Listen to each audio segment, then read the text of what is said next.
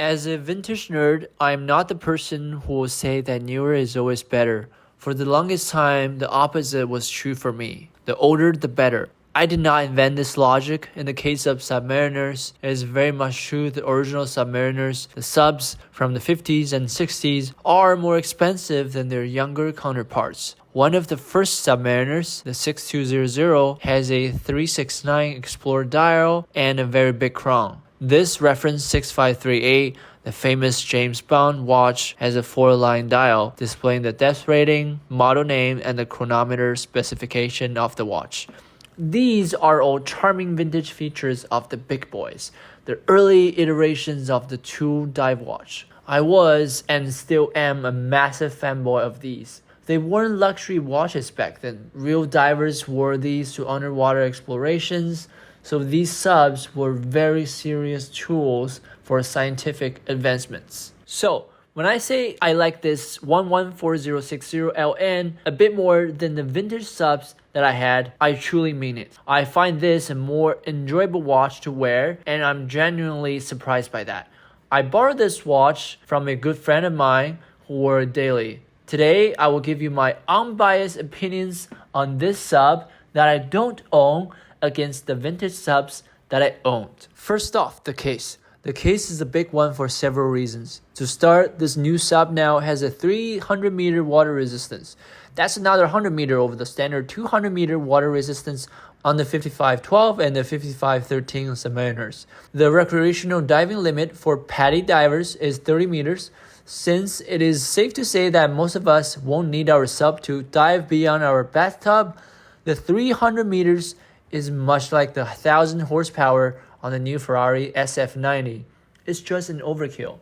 But the point is that I can't justify taking my vintage subs to the bathtub at all.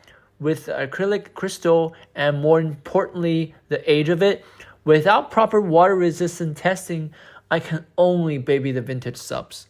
That aside, the modern sub now has what's called a super case, which essentially means beefier lugs. The vintage subs have a more slender look to it, which gives the watch a more streamlined look. The super case on the newer sub looks a bit wider and bulkier. If you haven't lived with a vintage sub, this might not seem so obvious to you because on the wrist at a glance, it still blends very well with the bracelet.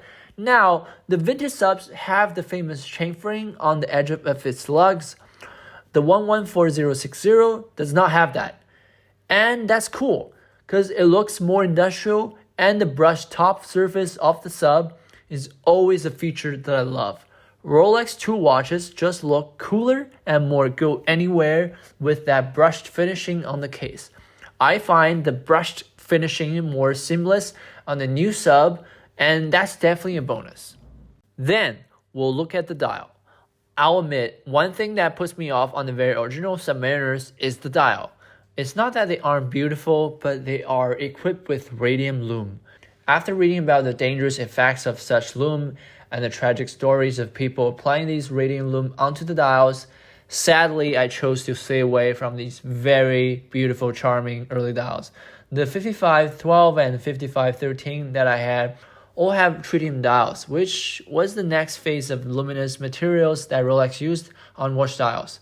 They're nice today because they could kind of turn yellow and sometimes orange, which gives the watches a very vintage feel, but it's a big but.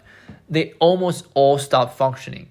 Since the half-life of tritium is about 12 years, these vintage subs from the 60s just don't glow in the dark anymore, which could be frustrating to use in a dark theater or simply at night. However, the supernova used on the 114060 is 10 times brighter and could retain that level of brightness instead of fading away for years to come. That is a bonus. Some people also like the matte dials on the vintage subs.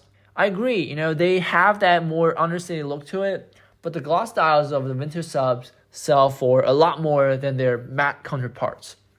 So yes, this modern 114060 has a gloss shiny dial, but I don't see that as a downside. The 4 lines on the lower half of the dial are perfectly placed, just like the vintage reference 5512, which also has a 4-line dial. The bezel. The bezel, for the first time in Rolex history, the steel subs were given ceramic bezels since the introduction of the generation of 114060. It has platinum fillings in the numerals. The pearl at 12 has a sapphire crystal of its own. Loss of the pearl is super common on vintage subs, and now you won't need to worry about that. Also, the bezel now rotates unidirectionally, which is a lifesaver and a really important feature for real divers. If the diver accidentally moves the bezel underwater, now the number indicating how much time he or she has left in the oxygen tank will only get shorter instead of both ways on the older subs. So the diver won't run out of oxygen if he or she moved the bezel and saw the wrongly indicated remaining time. Finally, we come to the bracelet. This bracelet amazes. I love the vintage Rolex bracelets. They are light, they're thin, and they're comfortable. But again, it's Rolex. It's not some fancy fashion accessory maker. Rolex really put effort into perfectioning their products. In this case, the Sub 114060 now has a glide lock system, which could let you adjust the size of the bracelet easily. I find the solution elegant and efficient. The closing sound of the clasp also sounds super nice and technical. The etching on the inside is clean. It really is a modern micro-engineering feat. So yeah, this sub isn't that rare and special maybe, and it doesn't have the wabi-sabiness of the vintage subs, but it offers you the daily wearability and toughness that the vintage subs don't give you. It is somewhat like the new Land Rover Defender. Yes, it lacks some of the charming looks, if at all, of the older Defenders, but to live with, the older Defender is just harder to drive around the city and its traffic jams. I can take this sub anywhere without worrying about its collectability, its value, and its willingness to embrace what's thrown at it. And to me, that itself is a luxury. It is the comfort of taking this true watch with me to adventures that I am set to go on. I don't want to worry about what's on my wrist when I'm busy making tents and kayaking through the river. And who knows, maybe at the end of the day, this watch might become collectible after all.